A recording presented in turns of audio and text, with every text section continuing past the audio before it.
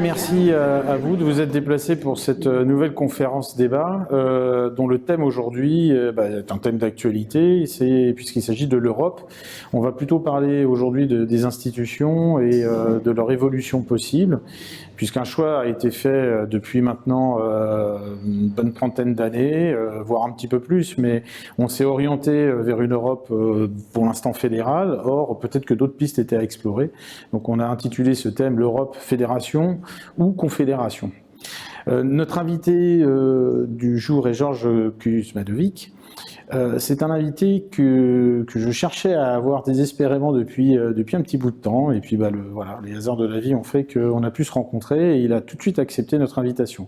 Alors pourquoi je cherchais à pouvoir échanger et puis faire participer le public à ses propres interrogations sur des thèmes comme celui-là?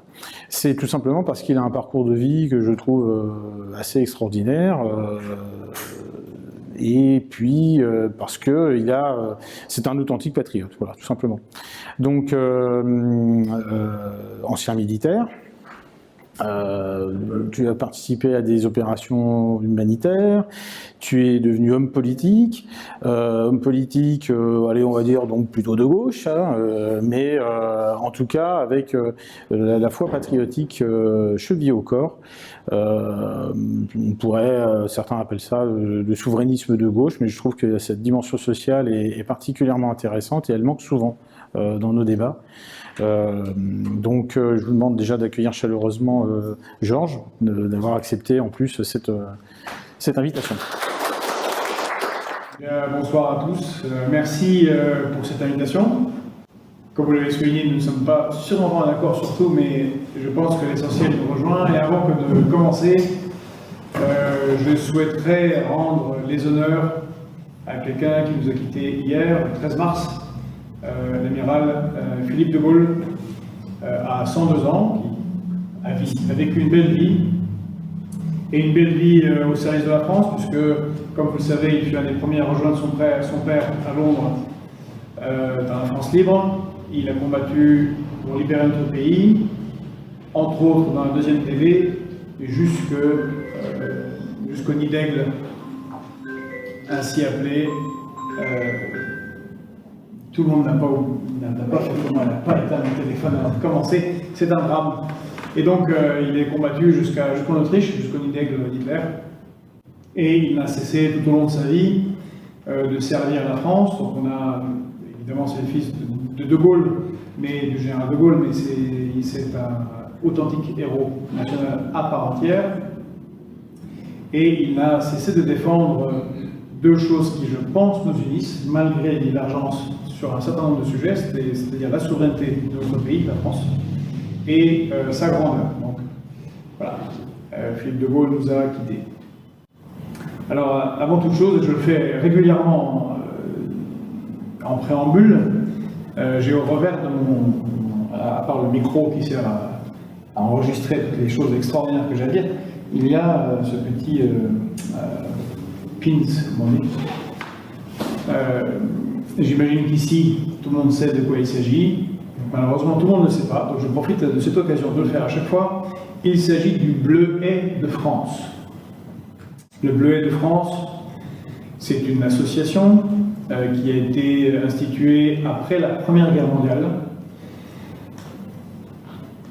en l'honneur de ceux qui sont morts pour la France, des blessés, des pupilles de la nation, donc des orphelins. Et c'est une tradition qui s'est perpétuée en l'honneur de tous ceux qui servent notre pays par les armes. Alors ce qui est étonnant, c'est que nous sommes dans un pays où en général les gens n'ont aucune idée de ce qu'est ce truc. On me demande régulièrement quelle décoration j'ai eue, pourquoi vous portez ça, des journalistes, des hommes politiques, et même parfois des militaires. C'est assez étonnant parce qu'en Grande-Bretagne, dans la perfide Albion, chez nos adversaires que nous avons eu quelquefois et alliés remarquables, en particulier lors de la Deuxième Guerre mondiale. Charles de Gaulle en a suffisamment parlé concernant Churchill. Là-bas, ils ont la même institution qui est née après la Première Guerre mondiale, au service des vétérans, de leurs familles, et là-bas, ils portent le poppy. C'est pas un œillet, c'est coquelicot. Donc c'est une fleur rouge. Et ce qui est intéressant, c'est qu'au moment des commémorations de 14-18, tout le pays, en Grande-Bretagne, est couvert de coquelicots. Que vous soyez d'extrême gauche, d'extrême droite, policiers, ouvriers, syndicalistes, proches, travaillant auprès de Buckingham Palace, tout le monde a son œillet. Les journalistes l'ont pendant 2 semaines. Et les écoles rivalisent avec les organisations syndicales pour faire des fresques, des événements pour célébrer cela. Et cela montre assez bien le recul, je trouve, du sentiment patriotique en ce qui est positif, l'amour de sa patrie et de ceux qui l'ont servi, dans notre pays par rapport à un pays qui est juste voisin, qui est la Grande-Bretagne, et qui a partagé le destin de nos armes en 14-18. Voilà, cette petite remarque, et pour ceux que ça intéresse, vous pouvez aller sur le site du Bleuet de France et commander ces petits bleuets et de temps en temps les porter, en particulier lors des commémorations militaires ou patriotiques. Alors aujourd'hui, comme ça a été dit par celui qui m'a invité, je remercie, Patrice, nous allons parler de l'Europe, ou peut-être plutôt de l'Union européenne, parce que l'Europe et l'Union européenne sont 2 choses assez différentes, et de ces institutions. Et vous allez voir que, à mon sens, c'est assez lié avec le conflit qui est en cours en Ukraine. Alors l'Union européenne, je ne vais pas revenir sur toute sa construction, ça serait extrêmement long, extrêmement ennuyeux. Beaucoup de gens l'ont fait. Se présente comme un espace de coopération économique, culturelle, civilisationnelle. Et l'argument principal qui est attaché à l'Union européenne, qui est répété à satiété, c'est grâce à l'Union européenne, on a la paix en Europe après moult guerres. On a été envahi 3 fois par nos voisins allemands, en 1870, 1914 et 1940. Il y a eu énormément de guerres en Europe. Heureusement qu'il y a l'Union européenne, ça nous permet d'avoir la paix. Bon. On a déjà un petit biais, un petit mensonge, qui n'est pas tout à fait exact. Ce qui nous a protégés de la guerre, tous, dans l'Union européenne et dans le monde, c'est le fait que c'est la dissuasion nucléaire. Les soviétiques avaient l'arme nucléaire, les Américains avaient l'arme nucléaire. Nous avons fini par avoir l'arme nucléaire grâce à la volonté du général de Gaulle, mais aussi de politiciens clairvoyants de la 4e République. Les Britanniques ont l'arme nucléaire, et vous savez très bien que l'arme nucléaire ne permet pas de faire la guerre et gèle la guerre. La paix est principalement due à cela, et il semble que certains petits jeunes, entre autres, qui sont pas très loin d'ici, rue Saint-Honoré, au Palais de l'Élysée, et un petit peu oublié les concepts de dissuasion nucléaire et joue un peu avec le feu. Mais on y reviendra sûrement. Cette Europe a évolué petit à petit. C'est ce qu'on a appelé la politique des petits pas. Et pour résumer, c'est une construction européenne qui s'est faite dans un objectif particulier, qui est le transfert de souveraineté partielle, des souverainetés d'État, vers une souveraineté européenne. Et j'utilise le terme souveraineté européenne puisque c'est l'objectif principal de notre président actuel, Emmanuel Macron. Il l'a dit suffisamment, a commencé en août 2017 dans un de ses premiers discours importants en tant que président fraîchement élu, devant les ambassadeurs, c'est le discours du mois d'août officiel du président de la République face aux ambassadeurs. Il a parlé de construction de la souveraineté européenne. un président qui venait de dire pendant l'élection qu'il n'y avait pas de culture française. C'est important. Et puis il l'a répété dans son célèbre discours de la Sorbonne la même année, souveraineté européenne. Et puis il l'a répété à Athènes, devant le peuple grec qui a tant souffert de cette Union européenne, en 2015 en particulier et les années qui ont suivi. Et puis il a fait le traité d'Aix-la-Chapelle, et ainsi de suite. Et beaucoup brocardent Emmanuel Macron, le trouvent ridicule, absolument incompétent, et je pense que c'est quelqu'un au contraire, de très intelligent, de très efficace, et sûrement un de ceux qui a le plus réalisé ce qu'il avait promis en tant que candidat, c'est-à-dire le transfert de souveraineté de la France à une institution supranationale, l'Union européenne. Et c'est de cela dont il s'agit. Alors le moment moteur, enfin pas moteur, mais le moment à considérer. Non, pas inconsidéré, le premier, le plus important de ce transfert de souveraineté, ça a été Maastricht, 1992. Référendum de Maastricht. Alors les symboles sont importants. Vous savez que certains ici ont sûrement voté ce jour-là. Oui au référendum ou non au référendum. C'est un référendum qui annonçait la création d'une monnaie unique, l'euro, et qui annonçait les institutions telles qu'elles sont devenues de l'Union européenne et qui préparait ce transfert. Alors je parlais des symboles parce que le vote lui-même du référendum s'est tenu le 20 septembre 1792. 1992. Ma langue a fourché parce que je pense que cette date a été choisie à dessein. François Mitterrand fait partie de ces socialistes-là. Je ne sais pas vraiment s'il est socialiste, mais il était au Parti socialiste, qui ont choisi de s'aborder la nation, s'aborder les idéaux socialistes de gauche pour la construction d'une Union européenne néolibérale et accaparant la souveraineté des États-nations membres de cette Union européenne. Or, le choix du 20 septembre 1992 ne peut pas être un hasard. Je ne peux pas y croire, car le 20 septembre 1792, comme vous le savez, c'était la bataille de Valmy.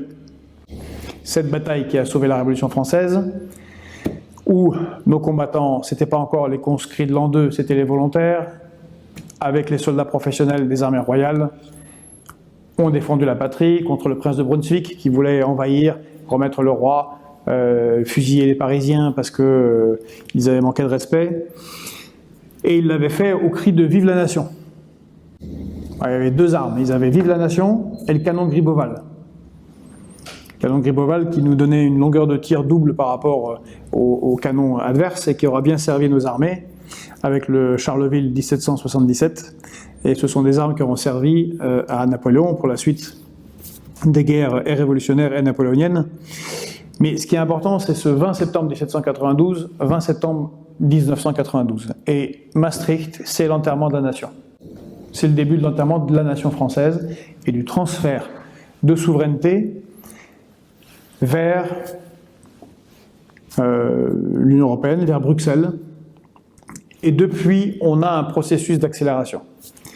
Tous les traités qui ont été signés en ce sens visent à cela. Tous les accords passés visent à cela. Et bien évidemment, le traité de Lisbonne de 2005, le traité de Lisbonne de 2008, qui a été une forfaiture démocratique dans notre pays, puisqu'il s'est assis sur le référendum populaire de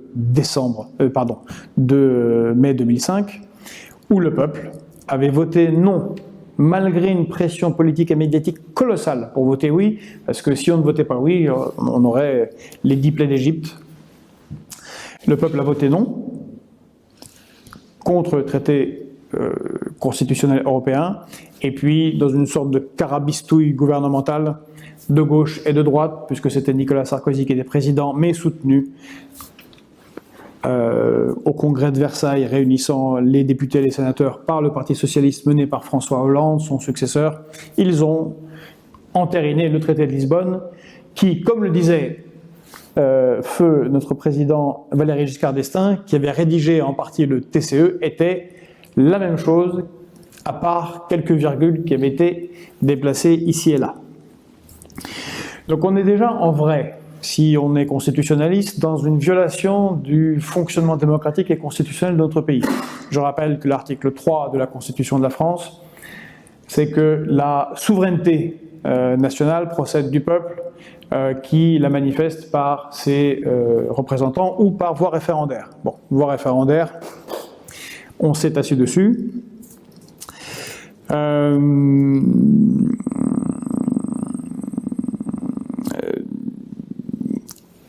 Et cette concentration des pouvoirs au niveau de Bruxelles s'est accélérée depuis. Encore une fois, le traité d'Aix-la-Chapelle voulu par le président actuel Emmanuel Macron en est un des éléments, et un des éléments importants récents. Et maintenant, cette Union européenne et les européistes dans toute l'Union européenne sont passés à un niveau supérieur. Maintenant, le projet, c'est d'avoir une Europe fédérale. C'est-à-dire que la décision de l'exécutif reviendra définitivement et pleinement à Bruxelles et à la Commission européenne. Ce n'est pas un délire de ma part, ce n'est pas un délire complotiste, ce sont des choses qui sont mises en place, entre autres par un vote du Parlement européen, il y a quelques mois, qui a proposé qu'on lève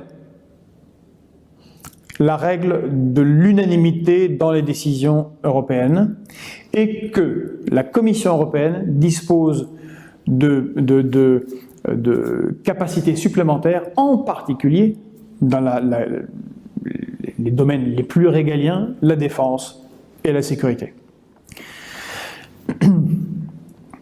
De souveraineté, nous n'avons plus grand-chose.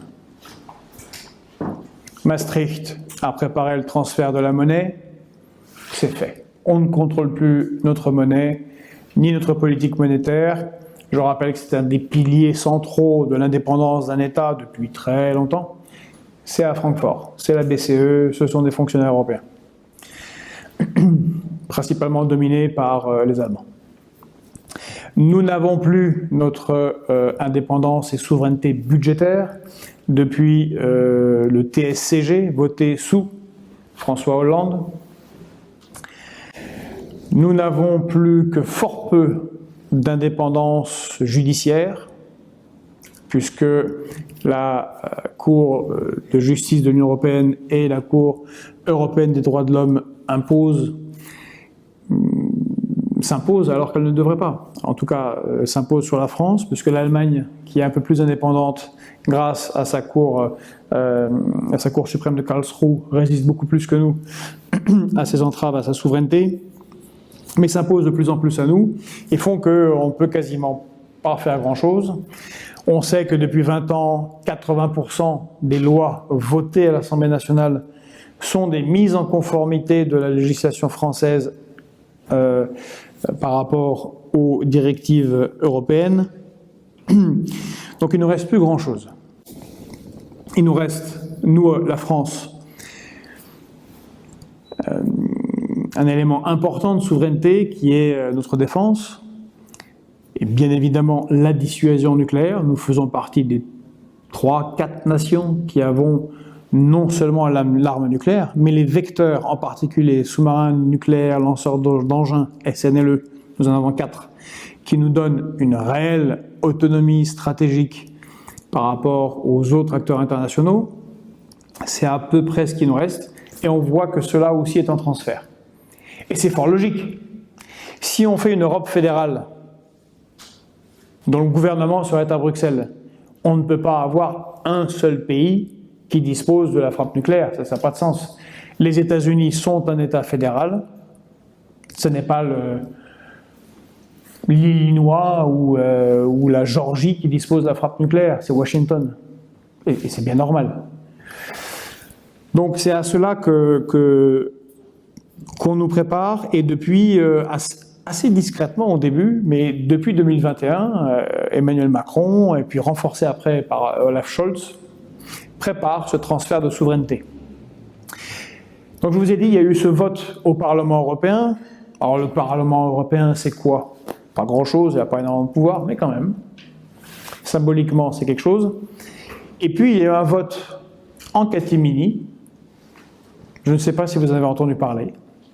Les 28 et 29 novembre 2023 à l'Assemblée nationale française. Non. Résolution 1357, la 1357. C'est une résolution, donc ceux qui connaissent le droit savent que bon, c'est une résolution, ça n'engage à rien. Mais quand même, c'est un effort. Et dans cette résolution, a été entériné le vote du Parlement européen, et donc de transfert de souveraineté tel qu'il n'y ait plus ce droit de veto, parce qu'il n'y a plus l'unanimité des décisions telles qu'elles existent actuellement. Peu s'y sont opposés, il faut le citer. Il y a le Rassemblement national, la France insoumise et Nicolas Dupont-Aignan tout seul. Bon, voilà. Ils n'étaient pas très nombreux à s'opposer, tous les autres ont voté pour. Hein. Donc, Renaissance, Renew en sorte de jargon franglais bizarre à l'Union européenne, LR, bon, le PS, c'est pas surprenant, ELV encore moins, ELV, eux carrément, ils ont fait une plateforme pour les européennes, ils ont dit, nous on est pour la fédération européenne, on est pour la, clairement, je ne sais même pas comment ils peuvent être autorisés à concourir, puisqu'ils disent qu'ils sont clairement pour la fin de la nation française. Mais ils ont le mérite, eux, et ils sont rares, d'être honnêtes. Ils disent, bah, nous on est pour que cette histoire de nation et d'État indépendant s'arrête, vive l'UE. Donc c'est ça qui se joue en ce moment. C'est ça qui se joue, et c'est pour ça qu'ils sont tellement tendus actuellement. Car ils ont tellement parié sur l'Ukraine qu'ils se retrouvent dans une situation qu'ils ont créée eux-mêmes, personne ne les a obligés. Alors la guerre en Ukraine aurait pu se poursuivre sans que en touchant une sans déplacer l'autre, comme disait le Chirac ou De Gaulle? C'est plutôt Chirac, oui, c'est plutôt une phrase à la Chirac, ça. C'est comme les escadrilles, c'est comme les emmerdes qui volent dans une escadrille. C'est Chirac, ça. Donc on va revenir sur cette guerre en Ukraine et pourquoi ça leur pose problème. Mais l'objectif, c'est celui-là. C'est de faire une Europe fédérale. Il y a un enjeu à ces élections européennes. Je sais que fort peu de gens y participent.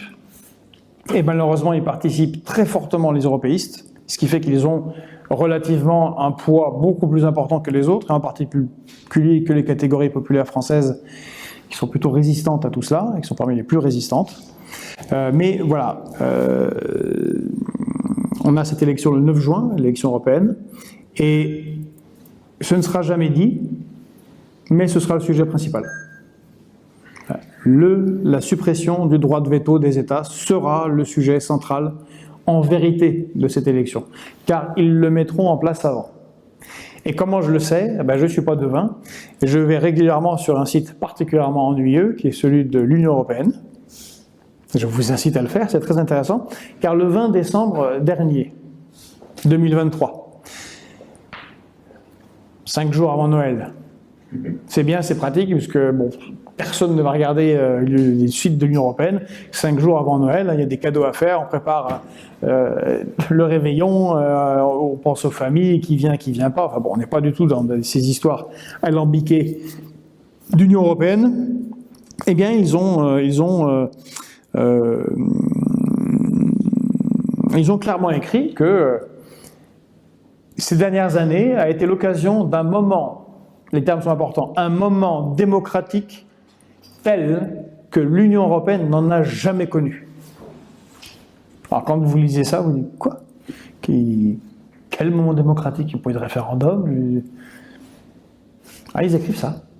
Alors, le moment démocratique, tel que l'Union européenne n'en a jamais connu, consiste en des panels citoyens qui ont été organisés partout, apparemment, en Suède, en Roumanie, en France, en Italie, en Espagne, que sais-je, réunissant 50, 80, 150, 200 citoyens qui ont discuté de toutes ces questions de fédération. Puis c'est bien, c'est européen, donc il y en avait partout. Alors, évidemment, on n'était pas au courant. Mais on voit la méthode d'où Emmanuel Macron tire ses méthodes de réunion de citoyens, que ce soit pour l'écologie, l'agriculture, les gilets jaunes, enfin peu importe. Il réunit 150 citoyens, il les laisse parler, et puis de toute façon, les choses sont décidées depuis longtemps, et ailleurs. Et d'ailleurs, les choses sont tellement décidées, et ils savent que tellement ça sera, les peuples européens y seront opposés. Je rappelle que le précédent président de la Commission européenne, M. Jean-Claude Juncker, disait qu'il ne peut pas y avoir de démocratie contre les traités européens. L'honnêteté de l'alcoolisme, ça c'est bien, toujours. C'était très honnête. Donc ils ont, sur cette page de la Commission européenne, vous pouvez lire que cela nous emmène vers, entre guillemets, un moment constitutionnel. Alors, je ne vais pas rentrer dans les détails du moment constitutionnel, mais c'est une carabistouille juridique qui s'appelle un coup d'État institutionnel. C'est-à-dire qu'il n'y aura plus jamais de référendum. Ils ont bien compris que les référendums, c'est une catastrophe. On a eu 2005 en France, les Grecs en 2015, alors qu'ils avaient non pas le pistolet sur la tempe, mais 2 fusils dans la bouche, on a quand même voté à 64% non. Les Britanniques ont fait Brexit. Quand on a demandé aux Hollandais en 2016 est-ce qu'ils voulaient un accord de coopération avec l'Ukraine, ils ont dit non. Enfin bref, à chaque fois qu'on leur pose une question sur l'Union européenne, bizarrement, les peuples d'Europe répondent non. Donc évidemment, ils ont bien compris au bout d'un moment. Ils comprennent vite, même s'il faut leur expliquer longtemps, mais là ils ont compris qu'il ne faut surtout pas faire de référendum. Donc ils vont faire un moment constitutionnel. Et bien évidemment, il viendra après l'élection européenne. Mais là, ils ont une angoisse. Je vous le disais tout à l'heure, l'angoisse, c'est la guerre en Ukraine. Et je pense qu'ils se sont auto-illusionnés. C'est un problème. Parce que la propagande de guerre, c'est bien normal. Quand on est en guerre, on fait de la propagande. Il n'y a aucune... C'est tout à fait logique. Ce qui est important, c'est quand on dirige, de toujours savoir que notre propagande n'est pas la réalité. Et si on confond les deux, on s'expose à des situations très très embarrassantes, comme celle que vit l'Union européenne actuellement. Donc, première illusion de gens qui ne se sont pas intéressés à ce qui se passait en Russie. Réellement, moi je suis géopoliticien, je suis spécialiste des espaces post-soviétiques, j'ai vécu là-bas, j'ai travaillé là-bas, je suis ce qui s'y passe. Et tout en n'ayant pas de service pour m'aider, je vois bien que ces gens se préparent à quelque chose depuis longtemps. Par exemple, depuis 10 ans, Russes et Chinois sont les premiers acheteurs massifs d'or dans le monde. Bon, comme ça, au doigt mouillé, les gens devraient dire, bon, mais il y a un truc. Et bien évidemment, on n'a jamais parlé ici, mais en mai 2022, donc quelques mois après le début de la guerre en Ukraine, la Russie a déclaré sa monnaie, le rouble, monnaie de réserve, adossée sur l'or qu'ils ont en réserve et la production de leurs matières premières. Bon, révolution colossale dans les finances internationales. On ne s'est pas intéressé au fait que Russes, Chinois et Biélorusses détiennent plus de 70% de la production d'engrais, ni des évolutions de la production agricole en Russie, ni des évolutions, ni de la structuration des logiques d'industrie d'armement en Russie, ça n'intéresse pas. Bon, enfin, quand on voit toutes ces choses-là qui sont anciennes, enfin qui commencent en 2014, disons, vraiment de manière assez intensive, c'est-à-dire après le coup d'État après Euromaïdan et la prise de la Crimée par la Russie, on voit bien que chez nous, ils ne se sont pas intéressés à ça. Ils ont fait des calculs baroques. Nous avons un très très gros PIB, ils ont un petit PIB. On va les écraser. économiquement. Quand Bruno Le Maire nous dit « on va mettre la Russie à genoux », il n'est pas juste stupide tout seul, il est stupide collectivement. Il y a eu des réunions de ministres de l'économie, de ministres des finances européens, de l'OTAN, des stratégistes, et ils se sont dit bah, « regardez notre PIB, comment voulez-vous qu'il résiste ?» Bon. Ça a été toutes les inepties que vous avez pu entendre dans les médias à l'époque. Oh, la Russie a un PIB qui est équivalent à celui de la Russie.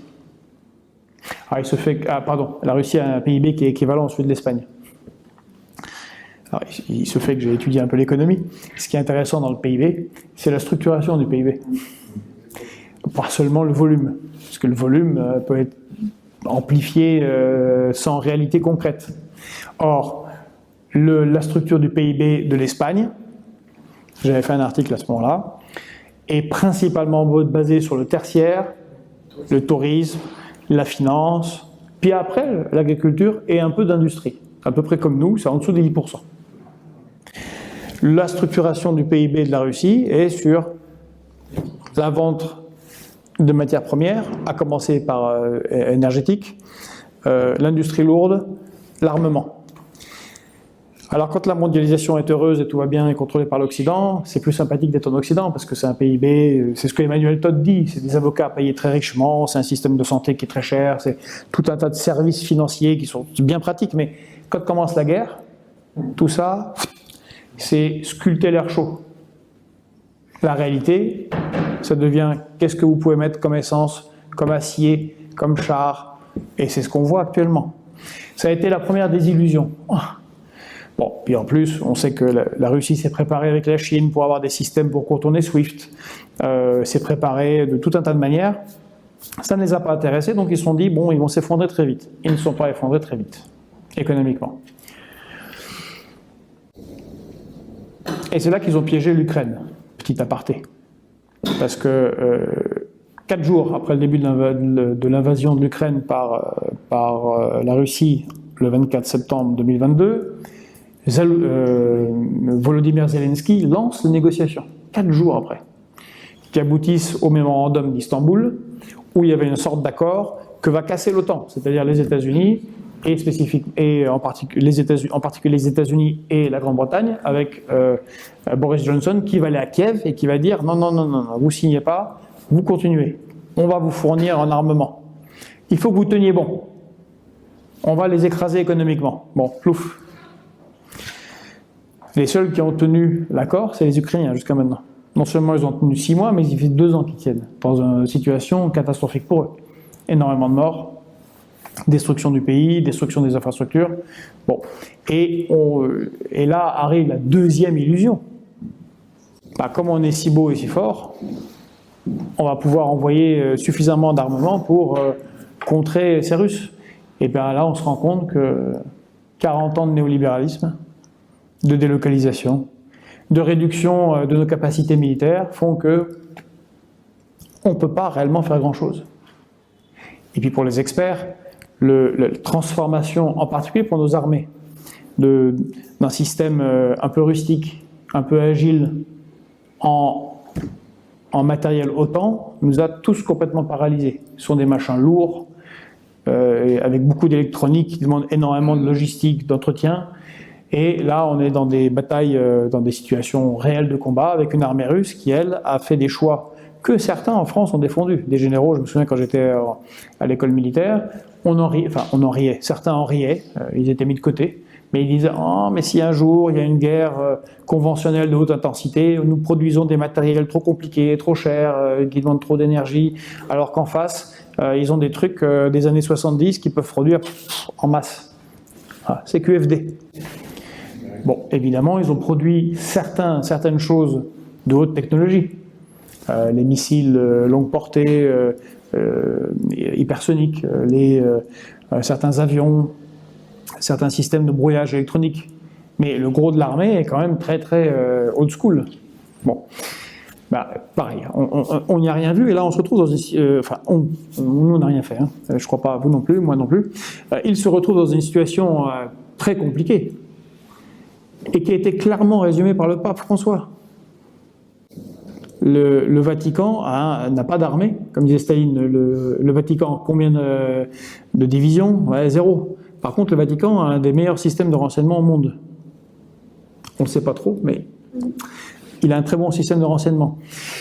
Et là, le pape a été critiqué par les plus va-t-en-guerre, a été critiqué par Kiev pour l'entretien qu'il a donné à un média suisse le 2 février. Je ne sais pas pourquoi il a été publié un mois après, le 9 mars, mais je l'ai écouté, où il dit clairement, bon, et après ils ont essayé de rattraper un peu les choses, mais il dit clairement, quand on est vaincu, on arrête.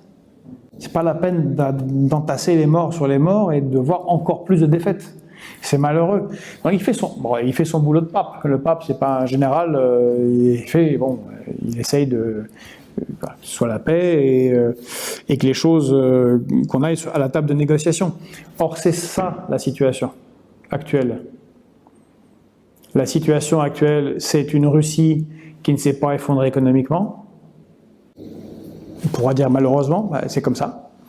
C'est une Russie qui a un système de production industrielle de défense qui est étatique et qui fournit d'abord ses armées et qui peut être mis un peu en veilleuse et donc accepter des pertes financières pour pouvoir être relancé quand c'est nécessaire.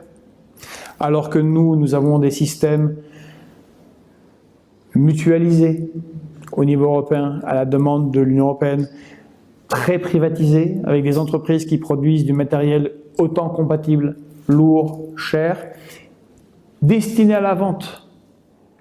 Et c'est pas des choses, c'est pas retourner une crêpe qu'on cuit pour les fêtes. Réorganiser une industrie de défense prend au moins 10 ans. Et c'est pour ça qu'on a ces paralysies, puisqu'on a des entreprises privées. Je pense que c'est un tort. L'industrie de défense doit être totalement contrôlée par l'État et servir d'abord nos armées, nos intérêts et éventuellement être vendue après. C'est pas ça qu'on a choisi. Donc évidemment, des industriels vont dire c'est bien sympathique, vous voulez qu'on fabrique tout un tas de trucs, mais qui va garantir la commande? Parce que nous, si on met des lignes de production, vu qu'on est en système capitaliste, il faut bien que ce soit payé. Et qui va payer? Vous êtes sûr qu'il y a besoin de 3 millions d'obus dans 5 ans en Ukraine? Ou alors les Russes auront envahi la moitié du pays et la guerre sera finie.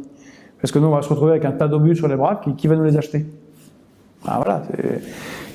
Quand on est industriel capitaliste, on a des obligations envers ses actionnaires et de faire du bénéfice. On ne produit pas des obus juste pour produire des obus pour gagner des guerres. C'est pas l'objectif.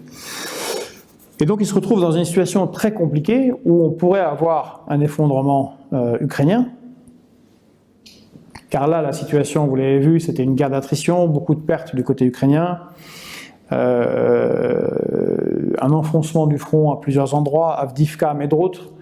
Pour le moment, pour ceux qui suivent, c'est surtout des combats d'artillerie, d'aviation, de drones et d'infanterie, mais qui progressent difficilement parce qu'en ce moment, c'est la pire période, ça s'appelle la Rasputitsa.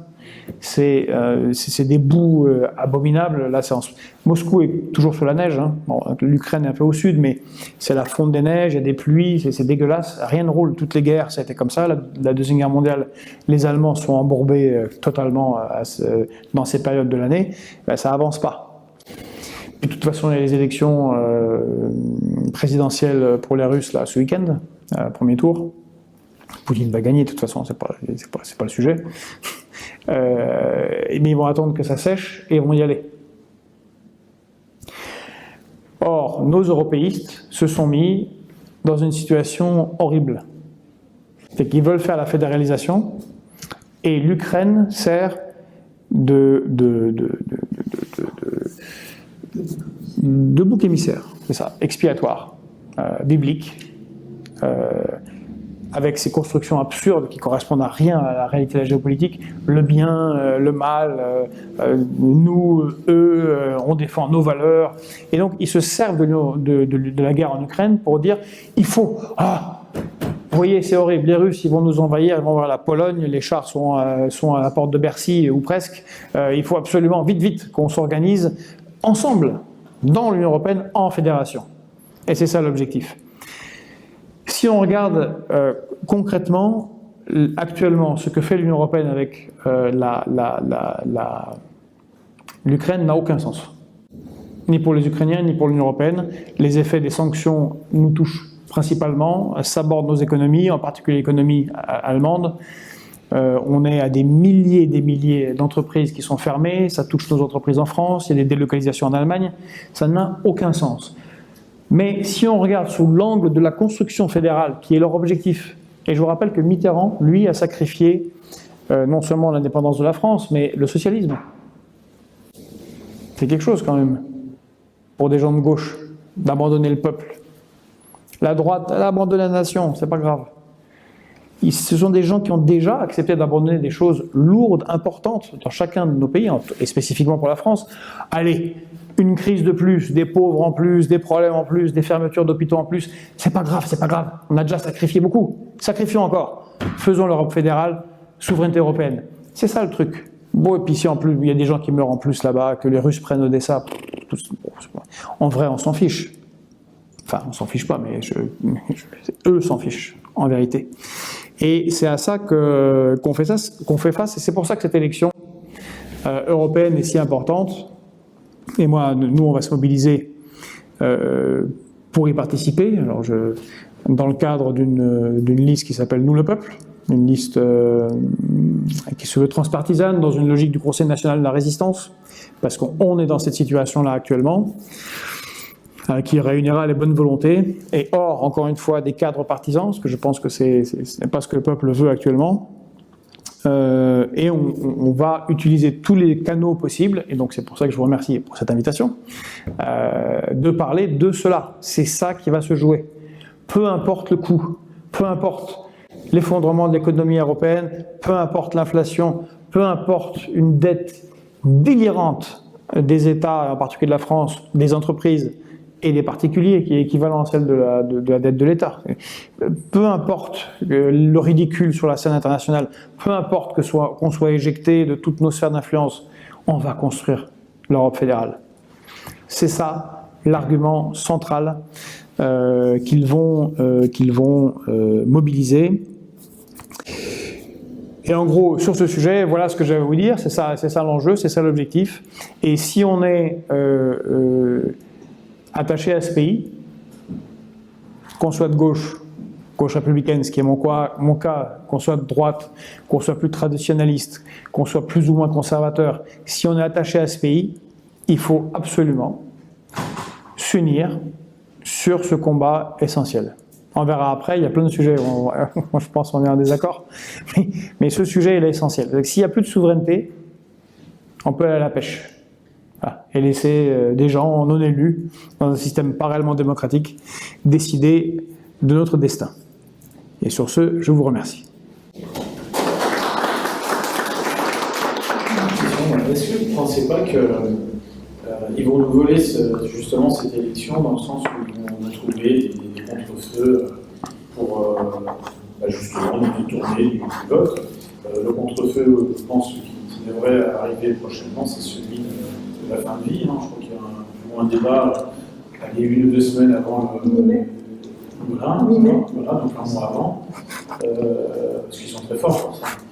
Et puis après, moi c'est la première question, mais la deuxième, c'est est-ce qu'on a quand même la possibilité malgré tout de pouvoir revenir sur cette fédération et passer à un système, alors je vais parler de fédération tout à l'heure, mon petit préambule, mais ça pourrait nous garantir notre souveraineté. On s'inscrirait quand même dans une Union européenne, mais avec notre souveraineté, le retour à notre souveraineté, en tout cas, sur les choses régaliennes. Est-ce qu'on ne peut pas sortir de l'Europe avec le Brexit? Alors, les contre-feux. Bien évidemment, l'objectif est de ne surtout pas parler de la situation réelle du pays, de l'inflation, de la crise, de la difficulté de l'emploi. Selon l'OCDE, 1 travailleur sur 4 en France est précaire, et surtout des femmes. Le chômage réel est très très réel. On a des graves problèmes de logement. Quand le bâtiment va, tout va. Le bâtiment va vraiment pas bien et il va aller de moins en moins bien dans ce pays. Bref, surtout pas parler de tout ça, parce que c'est une catastrophe. Emmanuel Macron le Mozart de la finance. C'est Mozart. Au moins, minimum. Et celui qui a réussi à nous augmenter la dette, un champion, hein. Il a battu Sarkozy et François Hollande, il fallait le faire quand même. C'est vraiment... Et en dehors de la période Covid qui est compliquée pour tous les États. Bon, ça c'est une parenthèse qui était problématique partout sur Terre, mais depuis, c'est délirant. On a surtout ne pas parler de la balance commerciale extérieure. C'est fantastique, c'est 65 milliards, 85, 100, 120, 165. Pour l'année prochaine, on va être à 200. C'est exponentiel. On vit totalement à crédit. C'est comme si on avait un salaire de 2500 € et qu'on vivait avec 7000. C'est complètement fou, en fait. Bon, bien évidemment, quand c'est un particulier, la banque, au bout de 2 mois, lui fait on va couper vos moyens de paiement, monsieur, madame, c'est pas possible. Bon, là, c'est pas le cas. Donc, bien évidemment, contre-feu, donc l'avortement dans la Constitution, que comparé à la loi Veil, je change pas grand-chose. Moi, je connais des gens qui sont dans l'Aude, qui, quand ils demandent un rendez-vous avec un gynécologue ou un obstétricien, on leur propose 9 mois après. Et un avortement d'urgence, c'est 6 mois. Voilà. Bon, ça marche pas, hein. Voilà. Donc, bon, tout ça c'est très intéressant. Les droits, c'est bien, mais il faut pouvoir les mettre en œuvre, qu'on soit pour ou contre l'avortement. On va avoir le débat sur la fin de vie, qui va monopoliser toutes les énergies.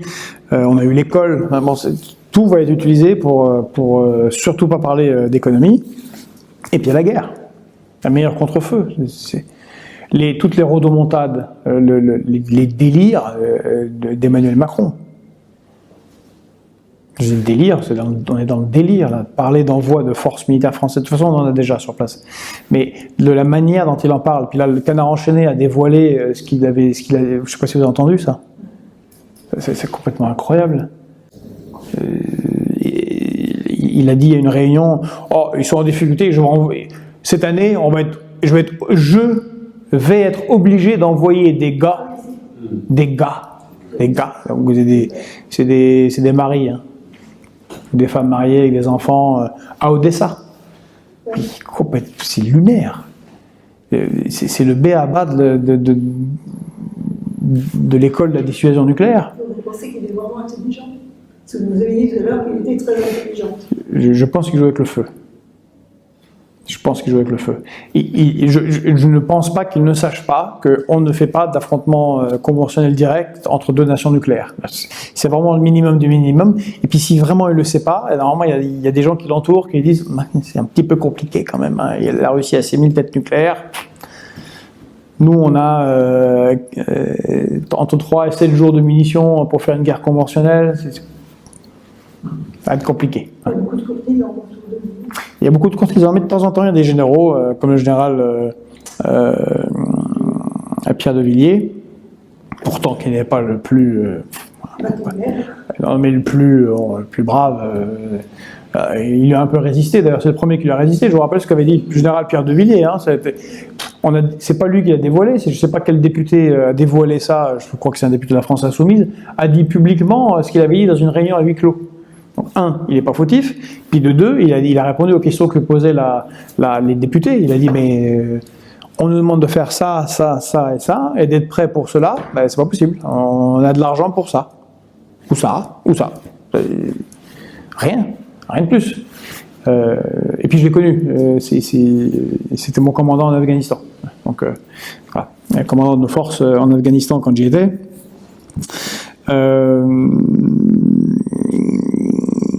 Donc je pense qu'on a un contre-feu de sa part qui est juste délirant. Au point où les Américains, hier, la Maison-Blanche a été obligée de dire « Nous n'avons aucune indication que la Russie veut utiliser d'armes nucléaires ». Non, on va envoyer aucun GIs. Nous, on est bien. Là, on a avancé nos pions stratégiques et géopolitiques. Et, évidemment, personne ne va s'engager dans un conflit avec la Russie. Ça n'a aucun sens. Et plein de pays européens, à part les plus givrés, qui n'ont évidemment pas l'arme nucléaire, on dit mais surtout pas. Là, encore une fois, il ne s'agit même pas d'armes nucléaires. À nouveau, le Bundestag, le Parlement allemand, a voté contre l'envoi de Taurus la vente de Taurus de missiles de longue portée à l'Ukraine. Voilà, ils ne sont pas tous insensés. Donc, les contre-feux. Et c'est vrai que j'avais oublié ça par rapport à votre introduction, Patrice, sur la fédération-confédération. Donc là, on a une fédération, mais c'est quoi le contre-modèle? Puisque bien évidemment, on est en Europe, on ne peut pas quitter l'Europe, c'est absurde, on est en Europe, et puis même la Russie est en Europe. Donc, bon. Je vous rappelle, le projet de Gaulle, c'était l'Europe de Lisbonne jusqu'à Vladivostok. Le fait est, c'est qu'il y a une autre option. C'est ce que vous avez dit, c'est la confédération. Et c'est ce que proposait le général de Gaulle. C'est l'Europe des nations. Et il y avait un cadre juridique que moi je conserve, et je pense qu'il est bon comme cadre, qui organise la coopération bilatérale et multilatérale dans l'Union européenne. C'est ce qu'on a fêté l'année dernière. C'est le traité de l'Élysée de 1963, qui avait été signé à l'Élysée par le chancelier allemand Adenauer et le général de Gaulle. Pour la petite histoire, pour vous rappeler, le traité de l'Élysée fait suite au plan Fouché, qui a été sabordé entre autres par les Américains, et consiste en quoi? Eh bien, à construire une organisation européenne où les États ont la souveraineté en dernier recours.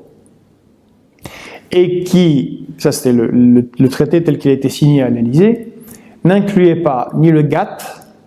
Le GATT, c'est l'ancêtre de l'OMC. Hashtag mondialisation, exactement ça.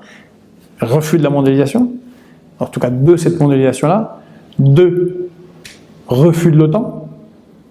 3, refus des USA. Ce traité de l'Élysée est un enfant pas mort-né, mais mort prématuré, puisque très vite, il va passer au Bundestag.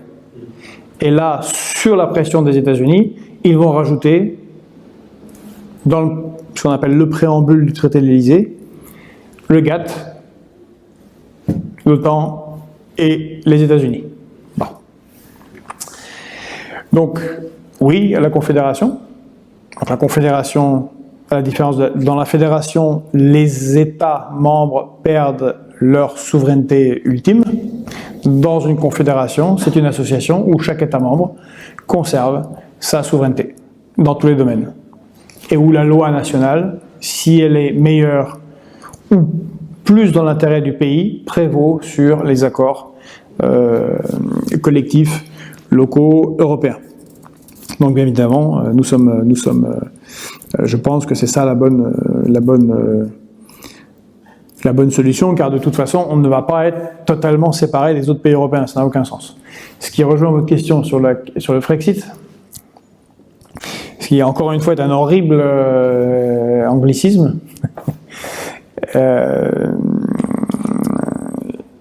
Alors, pour ma part, c'est pas que je sois opposé au Frexit, mais j'en fais pas une lubie. Le Frexit est un outil, c'est-à-dire la sortie de l'Union européenne, est un outil parmi beaucoup d'autres de reconquête de notre souveraineté. Et si moi j'étais d'une manière ou d'une autre à m'occuper des affaires de l'État, mon problème ne serait pas de respecter l'article 50 du traité de l'Union européenne, de Lisbonne. Puisque c'est quelque chose, ce traité-là est en désaccord avec la volonté populaire qui, selon moi, prime. Comme le disait De Gaulle, il n'y a de souverain que le peuple. Le peuple a clairement voté contre ce truc. Donc, ce qui nous laisse de facto en droit d'agir comme on veut. On peut faire une politique de chaises vides, on peut sortir en 24 heures, on peut passer par le procédé de Frexit qui est l'article 50, qui, comme vous l'avez vu avec le Brexit, est quand même extrêmement pénible. C'est pas non plus quelque chose de très simple. Et puis, il ne dit rien de la suite. Car le Frexit, c'est une sortie de l'Union européenne telle qu'elle est. Mais l'Union européenne n'est que l'agent supranational local de la mondialisation. Regardez les Britanniques. Il y a un débat absurde. Est-ce que c'est mieux ou moins bien qu'avant le Brexit? Mais les Britanniques sont dans l'OMC. sont dans l'OTAN, dépendent totalement des États-Unis. Je prends ces 3 critères parce que ce sont les 3 critères du traité de l'Élysée du général de Gaulle. Donc, ils sont indépendants, rien du tout. De toute façon, ils avaient leur propre monnaie, donc ils étaient dans une situation différente. Bon, ils sont un peu sortis du cadre mondialisé de l'Union européenne, mais ils ont en quitté en rien le reste. À tel point que l'Union européenne a signé un traité de libre-échange avec la Nouvelle-Zélande. Récemment, vous avez vu? Là, ils le font avec le Chili, le Mercosur est dans les cartons, on continue à discuter du TAFTA, c'est-à-dire le traité de libre-échange avec les États-Unis. On va importer des ovins, de la viande, du miel, tout un tas de produits agricoles, et les Allemands pourront vendre leurs quelques Mercedes, Benz et BMW qu'ils peuvent encore produire à la Nouvelle-Zélande. Bon, bah, qu'a fait la Grande-Bretagne, et spécifiquement Boris Johnson? Ils ont négocié un traité de libre-échange avec la Nouvelle-Zélande. Si c'est être indépendant pour faire strictement la même politique contre lesquelles il faudrait aller, ouais, ça n'a aucun sens. Donc le Frexit n'est qu'un moyen parmi beaucoup d'autres dans l'arsenal de ceux qui veulent reconquérir, je pense, leur indépendance. Et c'est ce que nous voulons faire, nous le peuple. Alors moi, je suis président de République souveraine. Moi, j'ai été longtemps à la France Insoumise, enfin, j'étais longtemps au Parti de gauche, j'étais un dirigeant du Parti de gauche, de la France Insoumise, j'étais conseiller international et défense de Mélenchon, jusqu'à ce que je le quitte, un des premiers, en 2018. J'ai fait une tribune dans Marianne, et peu après, nous avons créé un parti que je préside, qui est République souveraine. Rien que dans son nom, vous voyez qu'est-ce qui compte pour nous, et nous sommes, pour faire simple, ce qu'on appelle la gauche républicaine, néo-chevènementiste. Voilà. Comme ça, je pense que c'est plus ou moins clair. Et on travaille, on discute avec les gaullistes sociaux. Voilà. Donc c'est pour ça que nous sommes ouverts à des alliances de type Conseil national de la résistance. On a trouvé des royalistes jusqu'aux communistes, en passant évidemment par les gaullistes, les socialistes et la droite plus traditionnelle. Mais dans le cadre de cette élection européenne, car le peuple de France et en tout cas les catégories populaires semblent très fatiguées des partis politiques, on a décidé de ne pas y aller sous le parapluie République souveraine, mais de co-créer avec d'autres gens une association qu'on appelle Nous le peuple, qui a l'avantage d'être neutre. Alors pour ceux qui connaissent la Constitution américaine, ça renvoie à We the People, mais c'est pas pour rien qu'il commence par We the People, parce que c'est tout à fait intégrateur en fait. Nous le peuple, bah, ça peut être des jeunes, ça peut être des gens âgés, ça peut être des gens de gauche, ça peut être des gens de droite, ça peut être des gens du nord, ça peut être des gens du sud, c'est nous le peuple. En fait, la France est composée de gens divers. Et l'idée est, dans ce cadre-là, de se réunir pour aller dans notre diversité ensemble aux élections européennes, éventuellement aux élections qui suivront, parce que je pense que le combat ne va faire que s'amplifier. Et donc, oui. Comment allez-vous faire si vous êtes complètement invisibilisé? C'est le problème. Mais vous savez combien de personnes ont écouté le général de Gaulle le 18 juin? Si, je pense que c'est pareil, en fait. Non, je ne veux pas me comparer au général de Gaulle, c'est pas pareil dans ce sens-là. Mais on a un système médiatique très fermé, où il n'y a pas vraiment de directive, mais c'est de l'autocensure. Non, mais pas vraiment, c'est plutôt la sélection des gens qui vont travailler là-dedans, qui font de l'autocensure. Il n'y a même pas besoin de directive, en vrai, c'est assez fantastique. Les médias sont possédés par quelques milliardaires qui, chacun en fonction de ses lubies, décide de ce qu'il faut pousser ou pas pousser. Bon, et bien évident que dans ce cadre-là, la liberté d'information est faible. Mais nous sommes dans une époque un peu particulière, où il y a des choses assez incontrôlables que sont les réseaux sociaux. Et nous, bien évidemment, on va passer par ce biais-là. Vous avez vu sur les réseaux sociaux, par exemple? Vous non, d'autres oui. Mais Vous êtes depuis combien de temps? non, mais nous, le peuple, on vient de se lancer, c'est pour l'élection européenne. Oui. Alors, République souveraine, ça fait 5 ans, et puis moi, je suis sur d'autres. Je sais pas, il y a Non, des dizaines. Nous, le peuple, c'est récent. Ah oui, il y a 3 jours. Ça a été lancé, c'est-à-dire qu'il faut qu'on ait l'autorisation, les primes à tour, le BOVO, le ministère de la Justice, de l'Intérieur doit décider si c'est bon, il faut ouvrir un compte en banque, c'est tout un fatras administratif. Rien que ça, c'est drôle. Le précédent code électoral pour les élections européennes, il faisait moins de 80 pages en 2019. Il en fait 160 maintenant. Avec plein de petits points, là, de détails à vérifier. Non, c'est très bien fait. C'est pour vous paralyser quand vous n'êtes pas un grand parti, c'est très malin. Oui. Oui, pour ces élections européennes, vous parlez de listes transpartisanes. Mais bon, il se trouve que vous n'êtes pas le seul candidat, enfin prétendant à déclarer ses bonnes intentions. Il y a beaucoup de candidats dans le milieu souverainiste aussi qui parlent de listes de rassemblement, ou j'en passe, d'autres qualificatifs. Mais on voit plutôt, enfin ce qu'on peut constater, c'est plutôt des partis souverainistes qui partent en ordre dispersé. Et donc, est-ce qu'on peut espérer justement, vu l'enjeu, vous l'avez quand même décrit, que là c'est quand même crucial, un enjeu terrible. Là. Est-ce qu'on peut espérer avoir vraiment une liste souverainiste qui regroupe, je sais pas, des Philippot, des Dupont-Aignan, des Jean-Frédéric Poisson, des Asselineau. Enfin, voilà, je cite les noms les plus en vue, mais comment vous vous situez là-dedans? Je pense franchement que c'est quasi impossible. Et moi, je ne serais pas de tête de liste chez nous, le peuple. Le problème, c'est que tous ceux que vous venez de citer veulent être tête de liste. Donc on n'y arrivera pas. On n'y arrivera pas par ce biais-là, visiblement. Mais c'est pas très grave. On y arrivera par d'autres biais. Monsieur Asselineau a dit que ça fait longtemps qu'il a déclaré que de toute façon il irait tout seul. Point barre. Bon, c'est plié. Moi, je voudrais dire que dans notre cas, déjà, je suis ici à Place d'Armes. J'ai eu un peu quelques passes d'armes avec Fabre Bernadac en direct et par article interposé. On n'est pas totalement d'accord sur tout, mais je suis là. Et nous avons, depuis qu'on existe en République souveraine, nous avons organisé des universités où on a invité tout le monde. Et les dernières qu'on a fait, ce sont les rencontres de la souveraineté à Nîmes, c'était en fin septembre, qu'on a co-organisé avec Oser la France de Julien Aubert. Donc, petit parti inscrit dans LR, héritier de Seguin, Pasqua, du souverainisme de droite. D'accord ? Donc on l'a fait ensemble. Or, co-organisé, avec des cultures politiques différentes, on l'a fait. On a mis 400 personnes fin septembre à Nîmes, alors qu'il y avait la visite du pape, les sénatoriales, donc c'était une réussite.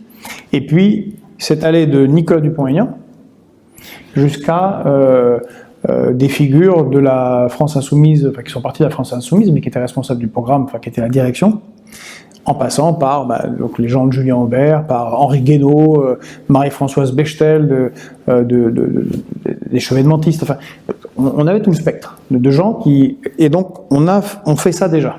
Le RN aussi. Non, il n'y avait pas de gens du RN. Reconquête. Oui, il y avait des gens de Reconquête qui étaient là. Oui, on est pour... au moins, en tout cas, on a fait des cadres de discussion. Alors, on a discuté plusieurs fois avec Nicolas Dupont-Aignan d'éventuellement faire quelque chose ensemble pour ces européennes. Donc la porte est vraiment pas fermée, vous voyez, c'est quand même très, très élargi. Le fait est que je ne sais pas combien il y aura de listes in fine à ces élections. Pour répondre sérieusement à votre question, parce que c'est pas juste pour faire du blabla politique, on ne peut pas prendre ces élections européennes juste par elles-mêmes. Ça n'a aucun intérêt. C'est le cadre, le cadre légal, c'est que si il faut 1 million d'euros. Si vous n'avez pas 1 million d'euros, il n'y a pas de campagne. Point. C'est le nerf de la guerre. S'il n'y a pas 1 million d'euros, accord, pas accord, il n'y a pas de campagne. Si vous faites 3%, vous êtes remboursé vous êtes remboursé de vos frais. Si vous faites 5, vous avez 5 élus. 5 élus seulement. Ça rentre même, tous ceux que vous avez cités rentrent même pas dans les 5. Et il n'y a aucune femme. Et que c'est parité obligatoire, de haut en bas. Vous voyez déjà la complexité du truc. C'est mal barré. Nous, on ne conçoit, et moi je ne conçois d'alliance que sur le long terme. Avec un objectif, reprendre le pouvoir en 2027 avec la présidentielle et la législative. Et je vous dis, je ne serai pas candidat. Par contre, je serai au service de quelqu'un qui fera ça sérieusement. Ou de gens qui feront ça sérieusement, avec nos forces. Et il faut anticiper les élections d'avant, qui sont les élections municipales. Donc le problème n'est pas de savoir si on est unis à 3-4 pour savoir qui va avoir son Marocain à Bruxelles ou à Strasbourg. C'est de s'unir sur un long processus. C'est pour ça que la logique et le cadre CNR est intéressant, un long processus qui passe par les élections européennes, qui sont peut-être juste un passage médiatique, parce que personne n'aura l'argent pour y arriver, aux élections municipales, avec des gens qui, localement, voudront bien prendre le risque d'être candidats dans leur petite commune, jusqu'à l'élection présidentielle, puis la législative qui va suivre. C'est ce bloc-là pour lequel il faut s'allier, pas juste pour l'élection européenne.